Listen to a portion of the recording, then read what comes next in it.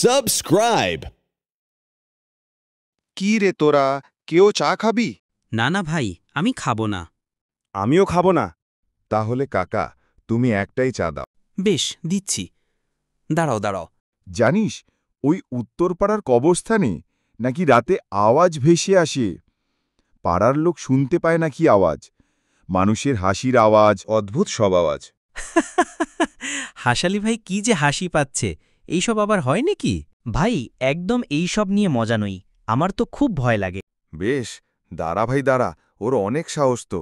বেশ, তোকে চ্যালেঞ্জ দিলাম, তুই আজ রাতে ওই কবরস্থান থেকে ঘুরে আসবি, আর যদি পারিস আমি তোকে বিরিয়ানি খাওয়াবো।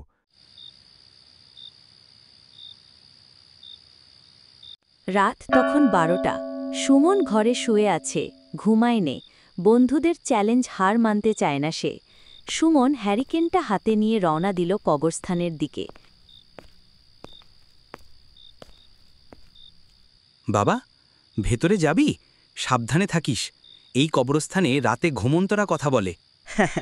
ওইসব গল্প আমি বিশ্বাস করি না দাদু, একটু ঘুরে আসব, ভয় পেলে দৌড় দেব।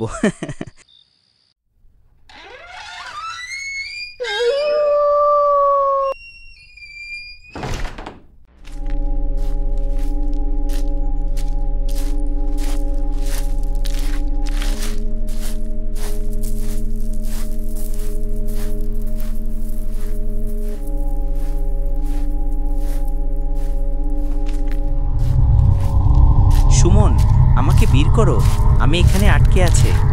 সুমন, আমাকে বের করো। কে কে কে বললে এসব? আমি রাহুল। আমাকে বেঁচে থাকতে কবর দেওয়া হয়। আমি প্রতিদিন জেগে উঠি, কেউ শোনে না আমার ডাক। তুমি সত্যি কথা বলছো? তোমাকে বার করলে কি হবে? আমার কঙ্কাল বেরিয়ে আসবে আর আমি মুক্তি পাব।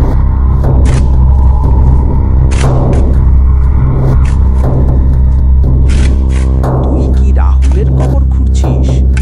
রাহুল তো ছিল এক খনি, যার আত্মা আজও জেগে রয়েছে। মানে, আমি যাকে মুক্তি দিতে চেয়েছি সে খুনি? এইটা কি বলছো? তুই আমাকে মুক্ত করেছিস। এখন তোর জায়গা কবরেই হবে।